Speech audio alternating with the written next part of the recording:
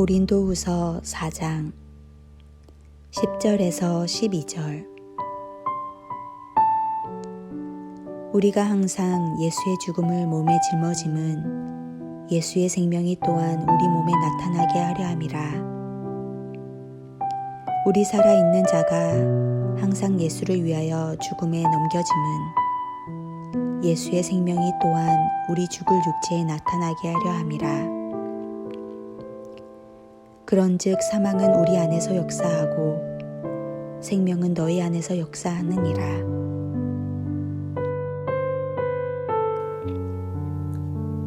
우리는 하나된 평화의 세상을 꿈꾸지만 세상은 더 잘게 조각나 있습니다. 이렇게 조각나 버린 세상은 흉기가 되어 서로에게 상처를 입히기 마련입니다. 사소한 일에도 참지 못하고 거칠게 그 화를 쏟아내는 사람들이 많아지고 있습니다. 하늘을 바라보지 못하고 자신의 욕망을 이루기에 혈안이 된 세상은 천국이 아닌 지옥에 가까워지고 있습니다. 이럴 때 예수 그리스도의 부활을 산다는 것이 우리에게 어떤 의미가 있겠습니까?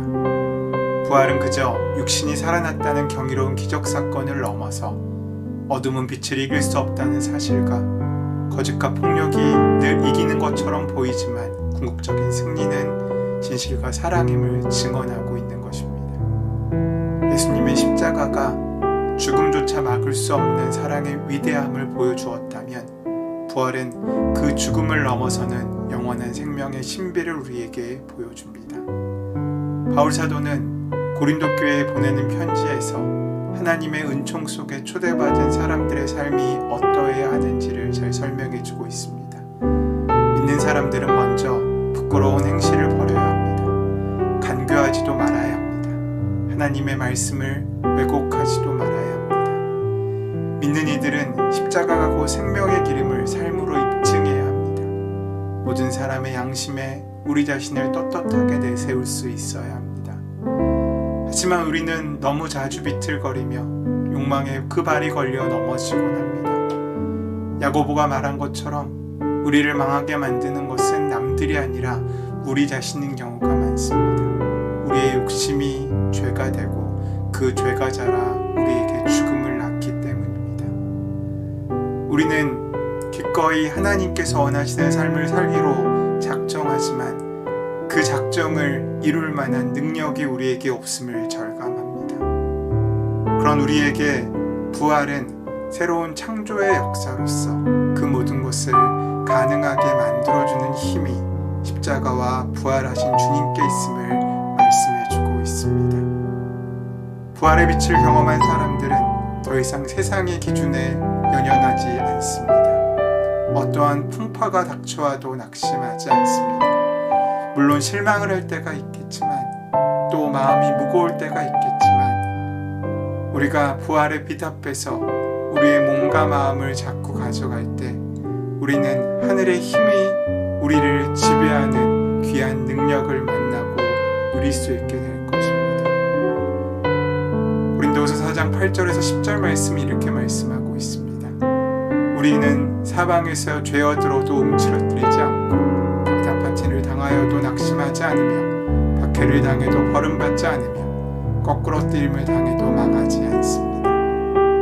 부활의 주님을 믿는 사람들은 언제나 예수님의 죽임당하심을 그 몸에 짊어지고 다닙니다. 십자가를 그 등에 지고 사는 사람들입니다. 하지만 그 죽음은, 그 십자가는 결국 생명으로, 능력으로 우리 삶 가운데 나타납니다. 예수님의 죽임당하심을 몸에 짊어진다는 것은 어리석어 보이는 십자가의 길을 걷겠다는 뜻일 것입니다. 예수님은 아름다운 세상을 만드시기 위해 죽음과 맞서시고 스스로 죽음 속으로 들어간 이의 삶이 얼마나 아름다운지를 우리에게 보여주셨습니다. 십자가는 죽기 위한 죽음이 아니라 살리기 위한 죽음임을 우리에게 보여줍니다. 다른 이들을 복되게 하기 위해 자기 욕망을 제한하고 내려놓는 사람들이야말로 그 주님께서 우리에게 주고자 원하시는 하늘에 속한 사람들입니다. 오늘 본문 12절 말씀은 이렇게 우리에게 선포합니다. 죽음은 우리에게서 작용하고 생명은 여러분에게서 작용합니다. 그러면 예수님의 생명이 내 안에 역사할 때 내가 사는 것이 아니라 내 안에 그리스도가 사시게 됩니다. 그렇게 내 안에 그리스도가 사시면 무엇이 달라지겠습니까? 그것은 세상이 뺏을 수 없는 한없는 기쁨의 삶을 살 수 있게 된다는 것입니다.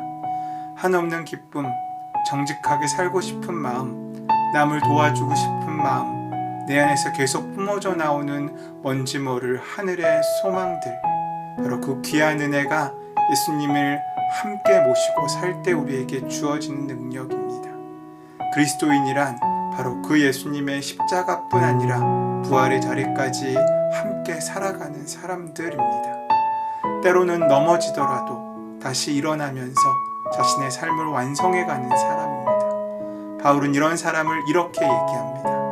우리가 사방으로 우겨쌈을 당하여도 쌓이지 않고 답답한 일을 당하여도 낙심하지 않고 박해를 받아도 버림받지 않는, 거꾸러뜨림을 당하여도 낙심하지 않는 바로 그 사람의 삶을 우리가 살 수 있게 된다는 것입니다. 그러기에 필요한 것은 하나님의 힘으로 사는 것입니다. 이것이 그리스도인입니다. 그리스도인은 음식의 힘으로 사는 사람이 아닙니다.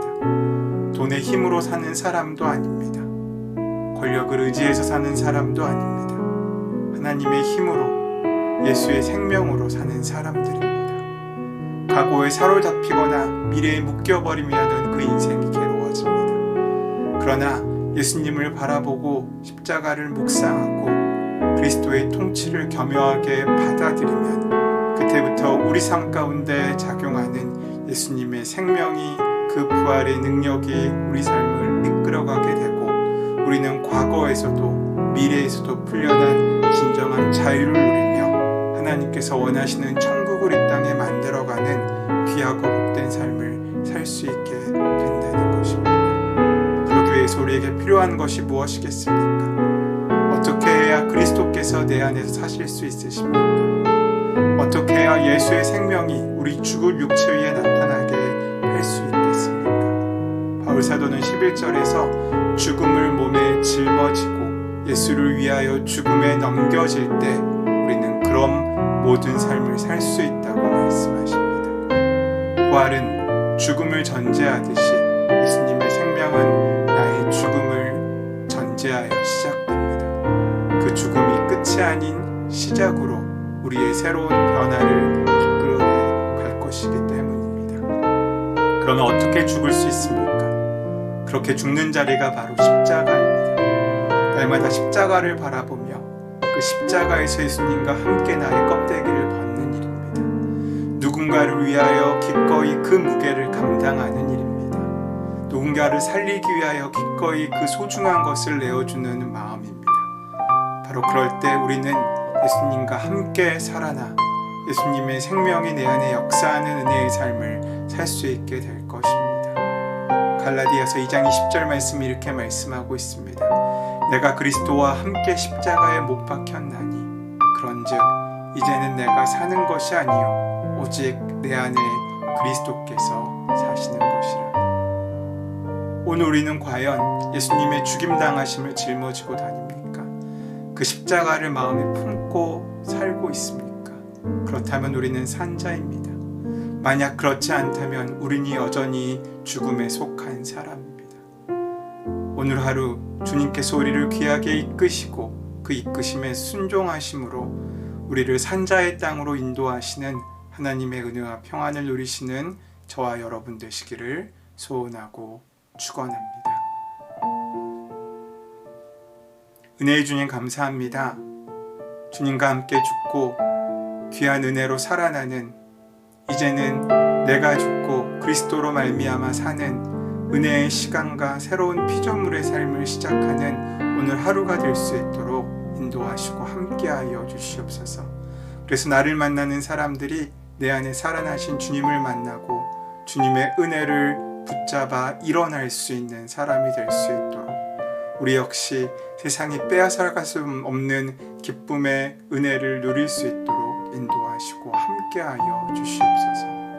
우리의 기도를 들으시고 응답하실 줄 믿사오며 감사하며 예수님의 이름으로 기도드립니다. 아멘. 이제 다 함께 침묵 가운데 주신 말씀을 묵상하며 기도함으로 하루를 시작하시기 바랍니다.